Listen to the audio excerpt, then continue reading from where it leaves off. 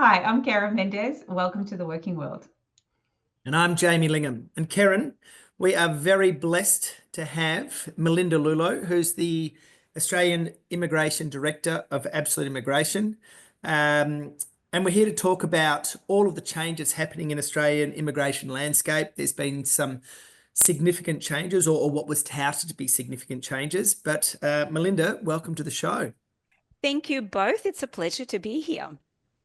So, Melinda, there's been some, as I said just in the introduction, there's been some sort of, it was said that there was going to be some massive changes to the Australian immigration program for sponsored workers. Has that really happened? No, not really. Well, not as much as we wanted it to. So, back in 2023, when the Minister for Immigration at the time, Ms. Claire O'Neill, came in front of the media and announced that the immigration system was broken and that it was in desperate need of reform, we started looking forward to some significant changes in the immigration landscape in Australia. What has eventuated is not as significant as we hoped for. There has been a change in terms of the 482 visa. It is no longer called a 482 TSS visa. It is now a 482 SID visa. I think that's a change, don't you think, Jamie? Absolutely. The I mean, it's still got the 482, right? We just changed now the TLA, a three The acronym. Yeah. That's pretty much it. And that's pretty much it. The skills in demand visa is the new visa that replaced the TSS visa. It comes with a different set of layers, if I could call it that way. We had a new occupation list announced just in November. This occupation list now has a number of occupations, 456 occupations. Some of the occupations that existed for the TSS visa have been removed, but others have been added. The medium-term list, the short-term list, the regional list have been removed. We now have a consolidated list, and this is why it is called a CSOL, so the Consolidated Skilled Occupation List. And we now can nominate new occupations. So basically things like office managers. Jamie's very excited about that. We have office managers on the list, which was an occupation that we had a lot of demand for, but we were never able to assist our corporate sponsors with. This occupation is now on the list. But then on the other side of the coin, they removed a significant occupation, and that is the cafe and restaurant manager occupation. Now, this is one of those occupations that is widely used in the hospitality industry. We can no longer nominate under this occupation. And I'm yet to see what the reaction of the hospitality industry will be now that this occupation has been removed. I think it will have a significant impact for small venues, large venues that use this occupation a lot. The other change that we saw, aside from the consolidated list, was the reduction in work experience required for the visa applicants. So when you applied for a TSS visa in the past, you were required, depending on the type of skill you had, whether you were on the medium term or in the short term list, you had to meet the skill criteria, you had to meet the English criteria. This English criteria was a little bit less strict, I suppose, for the short term, and a little bit harder to meet for the medium term. They now have introduced this harder to meet level, which means that everyone that applies for a skills in demand list visa will have to have a level 5 in the IELTS test or the equivalent in any other test. So, for example, a score of 36 in the PTE test and so on. So it is a little bit harder to meet, but it's still vocational English. So it is still a level of English required to operate in the working world, so to speak. You still have the exemptions. So you still have, if you are from an English-speaking country like Canada, Ireland, New Zealand, UK, and USA, you can still obviously waive this requirement. Or if you have done 5 years of English studies at secondary school level or above, you can still claim an exemption. And we see this happen a lot with, for example, Filipino passport holders, or South Africa or Singapore, for example. The other change change that they introduced was the reduction of work experience required for the SID visa. So to put it in perspective, for those of us who have been in the industry for a while, when we used to do 457 visas prior to 2018, you weren't required to show any experience as long as you had a relevant qualification. Or if you didn't have the qualification, then you had to replace it with the skill level required in the ANSCO. So to put it in perspective, say, for example, you were a recruitment consultant. If you had a degree relevant to the area, you could get a visa, 457 visa. If you didn't have a degree, you were required to show 5 years of experience. When the TSS came in, there was a massive change. Not only were you required to have the qualifications, but you also were required to have 2 years of full-time work experience, or the pro rata level at part-time. With the SID, they didn't go as far as the 457, so they were as generous, but at least they allowed us 12 months of work experience in the last 5 years. And the change is significant. In the past, we could claim any sort of experience. It didn't matter when it took place, 10 years, didn't matter. Now, it is important to note the experience must have taken place in the last 5 years. And Sorry, this is just on that point, Karen, I don't know how you feel about this. You know, you think about these maternity leave mothers mothers, right? or People fathers. or fathers, paternity leave, absolutely. But I mean, Ken, I don't know what you sort of think about that, but are we excluding a whole group of people who went off and had children and took their allocated leave and then might not meet that experience requirement in the last 5 years? I think we are. I think we definitely are. Yeah, And we're it's definitely that. disadvantaging a group, a very talented group of people, most likely, by doing that. Yeah, I mean, certainly and don't get me wrong, I'm certainly not a HR generalist specialist, but from an immigration lens, yeah, there does seem to be a little bit of a gap there, Jamie. Do we expect, therefore, some of these gaps and other gaps that have maybe not been released through this initial revisement of the visa? Do we expect that we'll see some kind of reiterations of this over the next coming months? As it always happens with the Department of Immigration, once policy comes out, there is a little bit of an uproar in the professional circles among immigration specialists, and then there is a more uproar among the business circles. So the department goes back and revises policy. So it could be that certain gaps that perhaps the legislation hasn't covered properly will be reviewed, and possibly policy will come in to cover those. We've seen that happen a lot with the TSS visa, a lot in the permanent residency areas of the program. So I'm confident that we will see some policy changes as well to allow for certain nuances that the current legislation doesn't cover properly. Jamie, Mel, you and Jamie have referred to, some things have changed through this visa reform, but some things haven't. Are you able to talk to us a little bit about what actually hasn't changed through the introduction of the skills and demand visa? Yes, absolutely. One of the things that hasn't changed has, of course, been the requirement to meet the health character criteria, to still have the qualifications required for the role. What hasn't changed also has been the requirement for labour market testing. The minister announced that the requirement for labour market testing would change. It would be a little bit more flexible. It would allow sponsors to provide evidence of labour market testing that had taken place in the 6 months preceding the application. That didn't happen. So we are still required to show evidence of any advertising that has taken place in the 4 months before the application is lodged. Labour market testing is one of those requirements that has come and gone. And Jamie, who's a lot more senior than I am in the industry, will tell you that it has come in many forms and shapes in the past, and it changes with every government that comes along. Do you have a crystal ball, Jamie, to predict labour market testing changes? I think labour market testing is one of those things that has to stay. And I think that the reality is that if you were looking at spending a lot of money on an overseas foreign national, you found someone really good in the local market, there's probably a good chance you'd take the local person.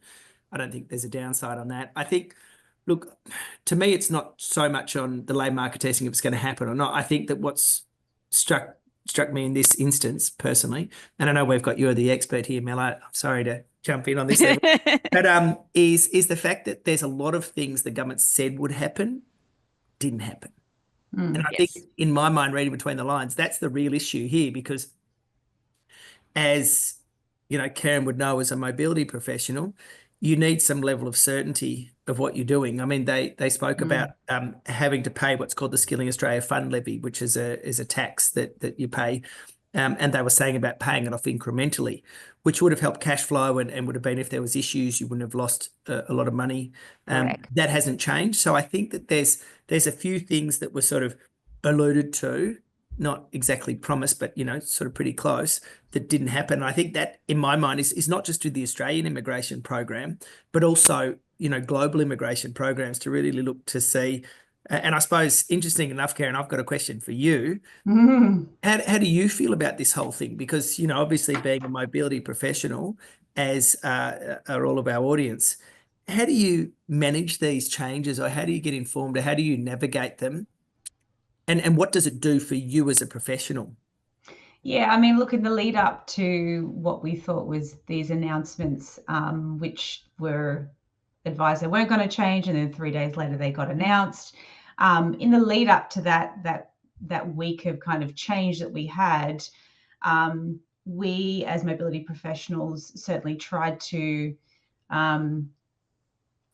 educate and preempt that with the business as much as we possibly could, based on some of the advice that we were receiving from our immigration partners. And so once that translated into an actual visa change, you're right, the lack of actual changes that were predicted that actually were implemented, was a little bit contradictory to what we'd already advised the business. So it did make it difficult to kind of put some integrity behind the messaging that you give as a mobility professional, particularly when you're predicting things such as the first stream within the skills and demand visa, which is the specialist one. It was predicted that wouldn't have any labour market testing associated with it, which now, of course, it does, and that's been retained. I understand the need for labour market testing, but at the same time, there has been a conversation from a corporate lens perspective for the whole 18 years I've been in mobility, around the need for corporate transfer visas. And I think a lot of mobility professionals were kind of hoping that this first tier of skills and demand visa would provide us that opportunity or that mechanism to achieve that. And I think we've fallen a little bit short in delivering on that front. So yeah, it was a little bit disappointing to not see all of those, what was thought to be changes, falling short. And then the way it was delivered with the delay, and then the all of turnaround. A sudden, here it is. Yeah, like it was, it caused a flurry of work. And I really feel for immigration partners out there, such as yourselves, that had to do that kind of 360 really quickly, and do a lot of quick lodging and triaging from a reporting perspective. It really disrupts a lot of individuals, even visa holders at a fundamental level, who had their personal lives planned and now have been kind of turned upside down. So yeah, we're obviously, as mobility professionals, we're caught between the legislation and the individuals that we support, and we're trying to translate that through. But when the messaging isn't clear and isn't consistent, it can be a little bit hard to provide that trusted partner that you want to be when the core messaging is so inconsistent.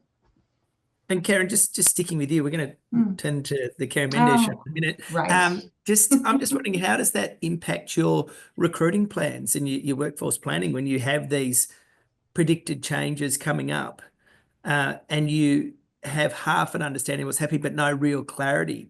How does that impact the business as a global mobility professional? I suppose this is our opportunity to really look into your window and understand, sure. you know, how you and our audience actually view that. Yeah, look, I think for certainly the ANZ region, the timing, given that we're moving into the holiday season, probably eased that pain a little bit from a workforce planning perspective, as many organisations go into shutdown periods or leaves of absence at this time. So from a workforce planning or delivering on a workforce plan perspective, it's less disruptive at this time of year. Although on the flip side of that, as a global mobility professional, trying to get the education out at this time of year when people are at a mixed stage of being on leave makes it really tricky.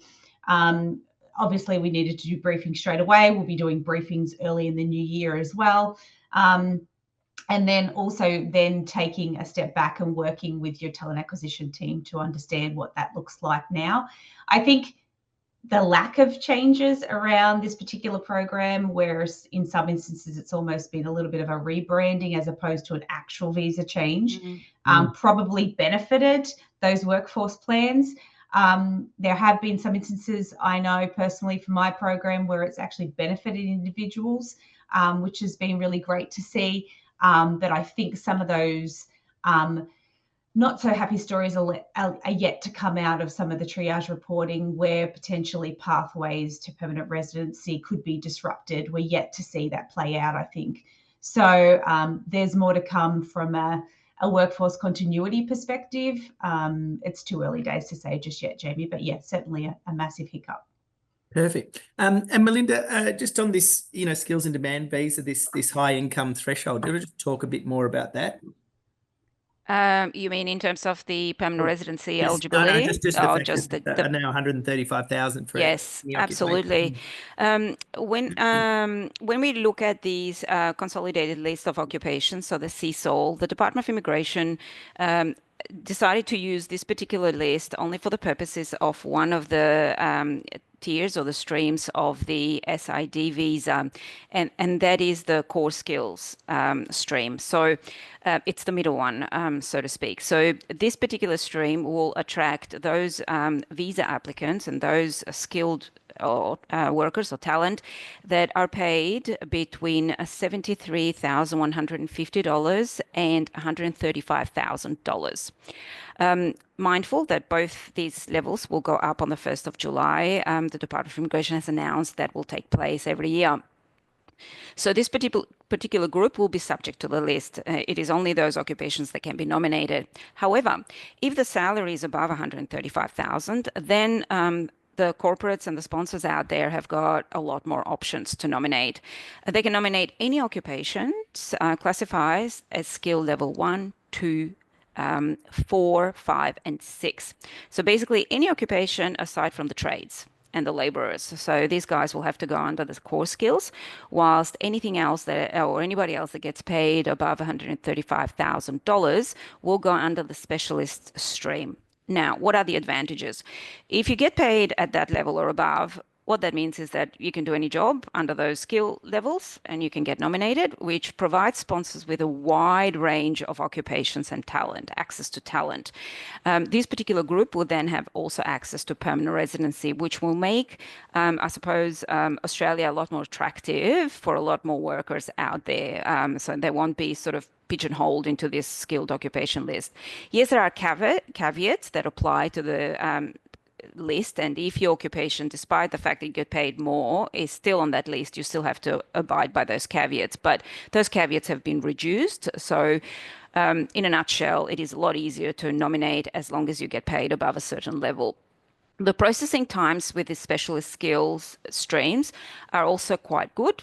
So the department has promised 7 days of processing times, which means that in mobility terms, you'll be able to place talent a lot quicker than in the past.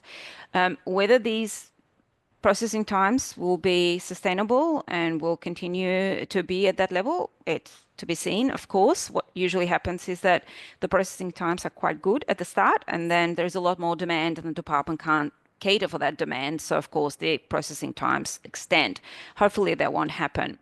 So I suppose that salary level is quite advantageous for a number of reasons. However, we do have concerns, and we've discussed this with Jamie at length, that there could be also some opportunity there for, I suppose, inflation of salaries, just so that workers can fit into those occupations. And it will be interesting to see how the department will manage this from a compliance point of view and visa scrutiny.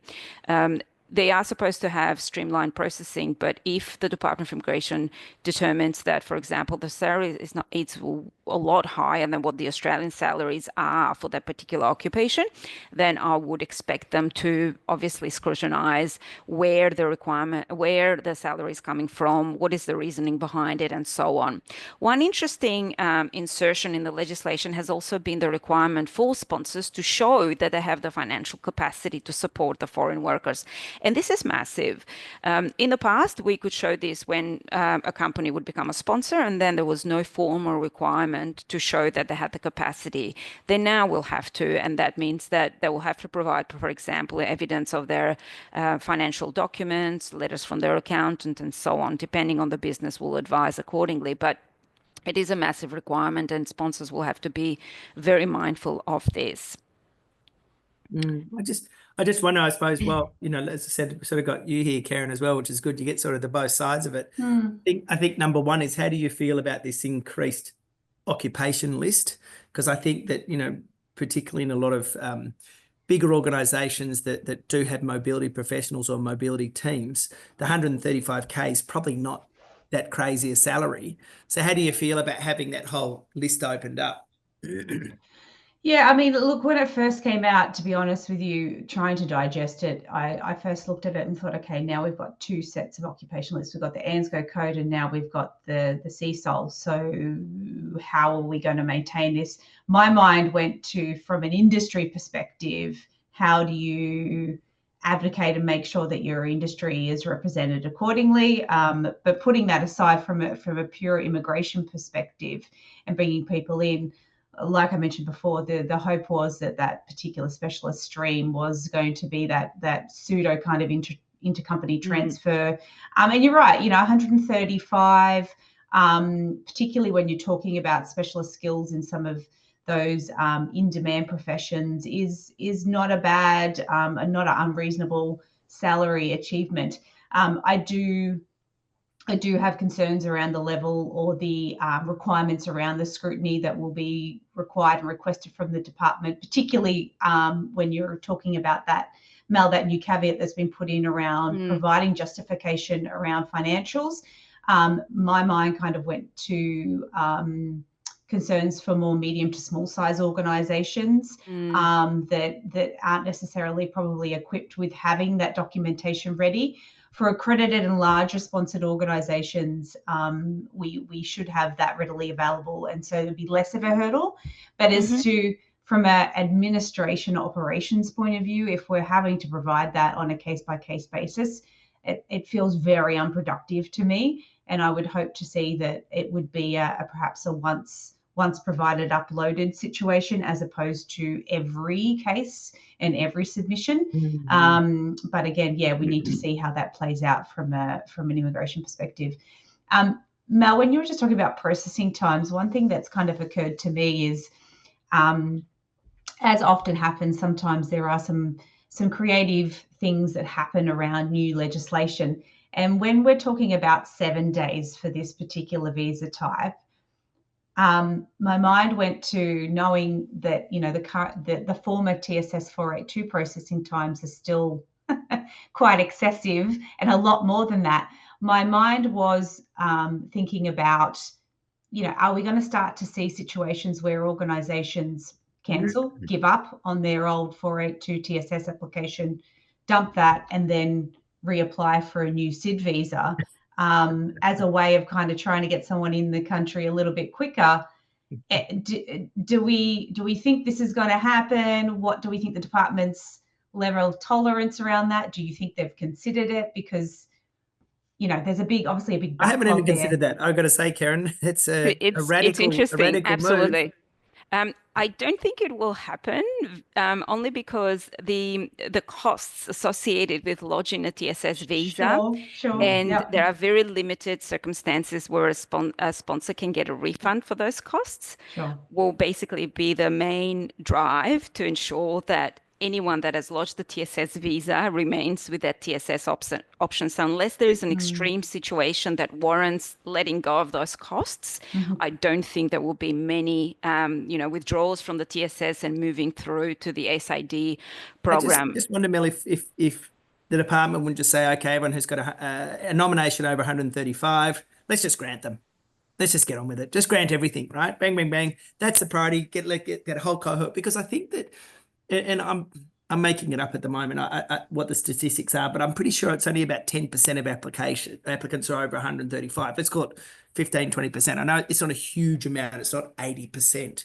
So maybe the solution there, Karen, it's a very good one, and maybe it's something Melinda can go back to the department and lobby for change, is that you know, that group who are already in that sort of SID cohort get prioritised, and just whether it's automatically approved or move up the list. Because you're right. I mean, if you lodge the applications a week before the changes were announced, and then all of a sudden you're in the slow queue, and then as soon as after the announcement, the snail queue, I would call the it. snail queue or the sloth queue, like Adam. Yes, absolutely. And look, there will be certain talent that's happened to where it's critical to get them in. There will be organisations, I imagine, that consider that, particularly on. I mean, I don't know what the TSS 482 current processing times are.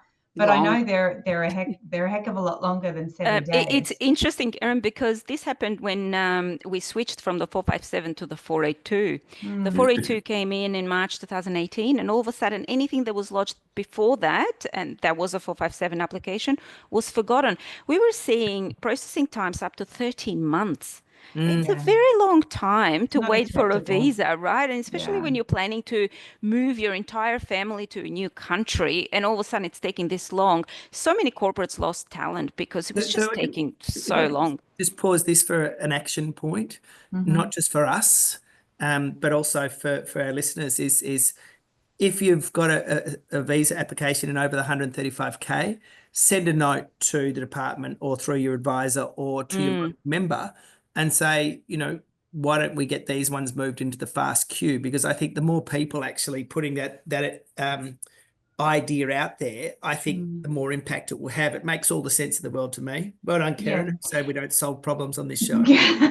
Well, my concern is real time. My concern is also from a department's operation point of view, and guys, correct me if I'm wrong, there's separate teams that are now managing those two cohorts.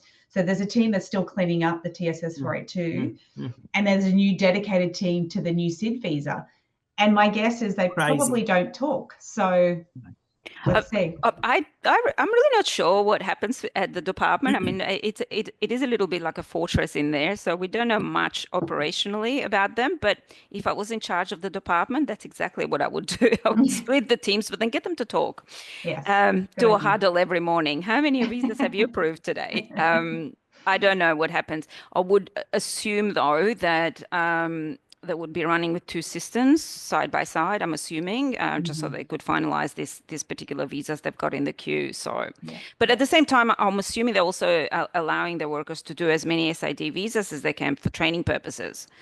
So operationally, I think it would be a nightmare for all managers at the department. So my heart goes out to them at the moment. Of course, I'm sure they've got a transition plan in place, but you know, suggestions. They're shutting suggestions down are always helpful for a few days. So. I mean, look, it's easy to give opinion from the sideline of how things should be run. But I think you're right, Mel. I think that the practical reality of how it all happens internally, it is a massive program and it's a big machine. Now, Mel, one thing, there's two things I want to touch on, right? So the first one is just for people who are in sort of lower level occupations, you know, there is a third stream. And I was thinking, I was going for a walk this morning and I was thinking about, you know, these lower people. I think about cleaners, funny enough. I thought, you know, cleaners is a very low level sort of occupation, but it's in huge demand. And so what's going to happen with those lower level occupations who don't sort of pay the 150, or don't pay the 135,000, that third stream. And they're not on the list. Yeah, do you want to talk about that? Because I think that there's... Yes, absolutely. And speaking of things that didn't happen, the Department of Immigration also announced that there was going to be a third stream called the Essential Skill List. And this was going to basically replace what it is now and used to be the labor agreement stream. So labor agreements are a fantastic solution for all sponsors out there that want to attract talent in those areas where the mainstream program just doesn't allow them to. So speaking of cleaners, labor agreements are designed to enable sponsors to nominate talent in occupations that are not on the list and that are not getting paid at the level of the, 73,150, which is the SID, I think we're going to call it, Jamie. What is it? So it's the Core Skills Income Threshold, CCIT. I'm loving what this is. I'm going to leave you on your own with this one. Oh, it's SID or I'm something. Googling as we're talking, so looking at see what skill level. I don't think anybody has coined the acronym yet, but anyway, so basically, if you wish to nominate workers in these occupations, if you wish to obtain some concessions towards salary, and generally the concession is 10% less than what the skill level, the threshold, income threshold is, if you would like to also have some concessions around English. So, for example, your workers might not need to speak English at the level that the main program requires, or skill, for example. If you don't want them to have 12 months, you want them to have less, then the labor agreements are a fantastic solution. And I'm so glad that not many changes are happening in this space. You can negotiate a separate agreement with the Department of Immigration. That is what a labor agreement is. They take a little bit of time to process, but once they are processed and once they are approved and an agreement is reached and signed off with the department, you then have the opportunity to basically bring skilled workers in Australia under those occupations. We've done this with a few occupations. So, for example, the one that comes to mind that is, I suppose, one of our biggest achievements at Absolute Immigration is one of those labor agreements that have so many concessions you just don't believe it will ever be approved, but then you persist and fight on and you get it.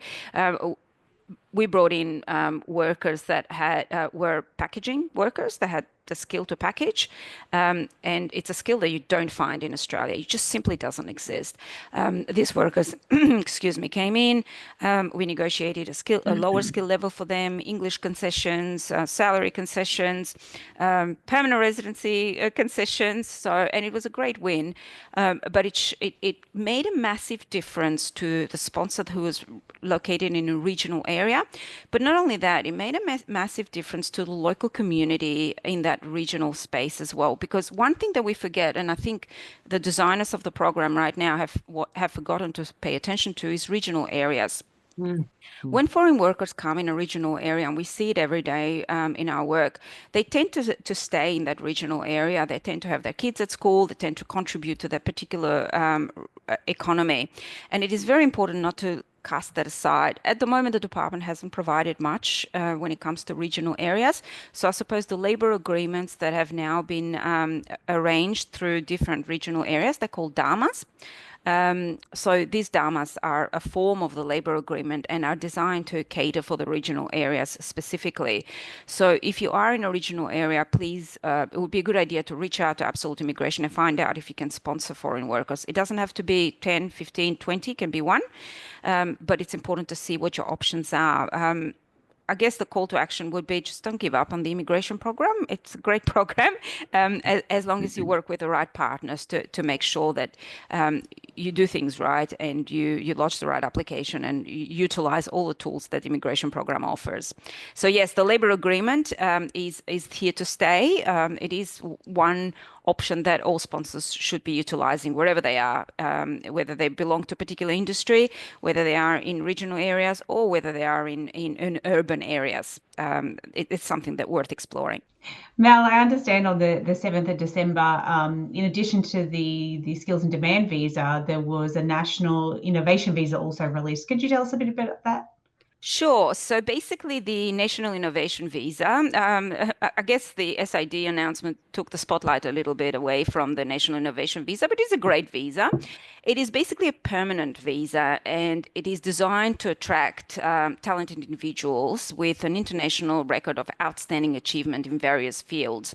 It replaces the Global Talent Visa. It still has the same subclass, so you notice the consistency in the way the department is operating at the moment. That's rebranding. So we still have the subclass 858, and it is basically designed to attract for key categories of talent. So global researchers, thought leaders, so people that have a recognized record of groundbreaking research, publications, citations. It is also designed to attract entrepreneurs, so basically people that have got proven success in various areas of the economy, innovative investors, as well as athletes and creatives. And this is important because Australia certainly has designed many visa options to attract talent, but none of them have fully worked. So it will be very interesting to see what this national innovation visa will be like. Karen, every corporate needs a good athlete representing for the BRW triathlon, you know? Absolutely. So it's important to remember that whoever applies for this visa must have an international level of recognition in their area of expertise. What must be noted is that the applicants can be up to 55 years of age. So just to put in perspective, other programs within the immigration program have a cutoff age of 45, which makes me very upset. But so I'm glad to see that the 858 allows for another 10 years. And that basically is designed on purpose because the skill level that this visa is planning to attract obviously can only be achieved with time and with a lot of, investment time-wise in career. So hopefully this is a welcomed change for a lot of people out there. You must have a nomination. So again, an Australian citizen can nominate you or an Australian organisation can nominate you. So say, for example, there is an exceptional talent in the field of tennis, then perhaps Tennis Australia can nominate you for this particular visa. They have to be paid well. So they have to be paid above the Fair Work High Income threshold. And that is important. At the moment, that is at $175,000 a year. All applicants will have to put in an expression of interest. And once they are successful with that expression of interest, the Department of Immigration will issue a invitation to apply for the visa. So again, a great visa, but very, very specific. It's designed to attract only a certain group of people. So, Karen, just on that, I mean, as far as, you know, in the big corporates, I don't know how you go with looking for skilled and experienced, I suppose, innovative world leaders. Do you guys, I mean, or do you know many people who access these types of programs or depart from the standard, you know, sort of sponsored worker programs? Yeah, I mean, certainly. So under the former version of this program, I've utilised it when I was at CSIRO, so in the government agency, and you are working with some very specialised and skilled individuals. I think what's important to know when we went through that process at that time is that documentation and evidencing is very important around that.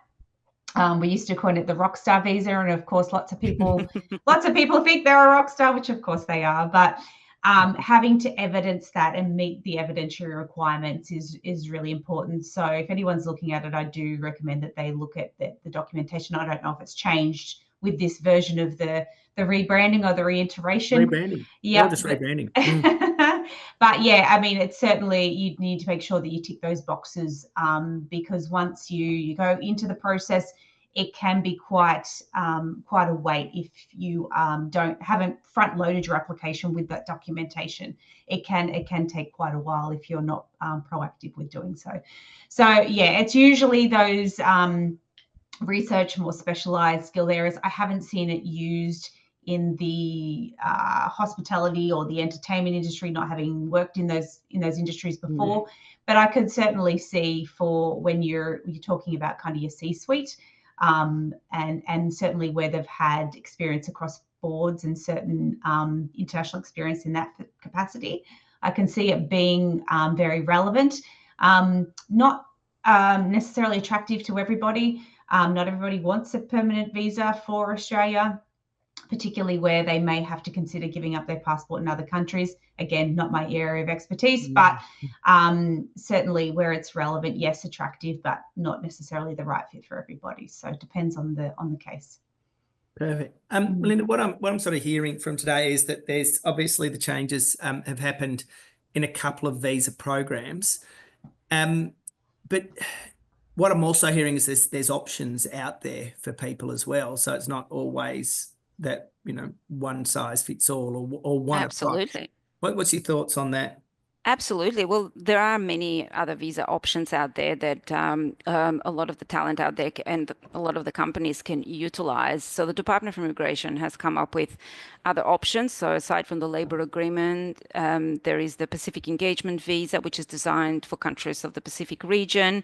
There is the PALM scheme, for example, one of Jamie's favorites. There is certainly the general skilled migration option as well. I'm not a big fan of it personally. The general skilled migration program, I think, needs a big overhaul. That was also promised. I don't think it has happened to the extent that we wanted it to. It should be a program that should be designed to attract talent again without the need for sponsorship. Canada, for example, does this very well. A few countries in Europe also do this very well. For some reason in Australia, we've placed so many requirements around this program that it's very often impossible to achieve and to get a visa through the general skilled migration. And many people just opt for the sponsorship because it's just a lot easier and faster for them to have a resolution. So yes, there are options out there, but again, very much tailored to everybody's personal circumstances. You know, it's such a fluid world. I mean, we talk about changes and you know the impact they have. I know that in New Zealand, for example, over the last 3 years, they've had 150 changes to the program. Wow. So I think that this is the fun of every week they have something. Correct, exactly. So that's literally every week. So, you know, the fun part here in my mind for immigration professionals and particularly mobility practitioners as our audience is I feel like it's just really trying to stay on top of that and stay abreast of the changes and keeping in step with what the government's not only doing today, but also what their potential plans are tomorrow. And as you said, you know, there's probably more than one option or a few options, and it's really having good understanding of that. Fascinating, Majlinda. Just thank you for sharing with us the changes you know, that are afoot in Australia. And as I said, I mean, it's every country who goes through it. It'd be interesting to see how other countries follow each other and what they pick up. I know that governments of the day and bureaucracies of the day are consistently looking at new immigration programs and how they can, you know, sort of work them into their own framework. And I think that it's it's really enjoyable having a chat to you. So thanks so much for coming on the show. Thank you. And thank you for this lovely podcast. I'm one of your avid listeners. That's what we like to hear. Thanks, long time listener, first time caller, right? Thanks, Mel. And thank you, Jamie, Thank for your you. insights as well. No worries. Thanks, Karen, and for yours. Okay. Pleasure. Hey, guys. Thanks. Thanks.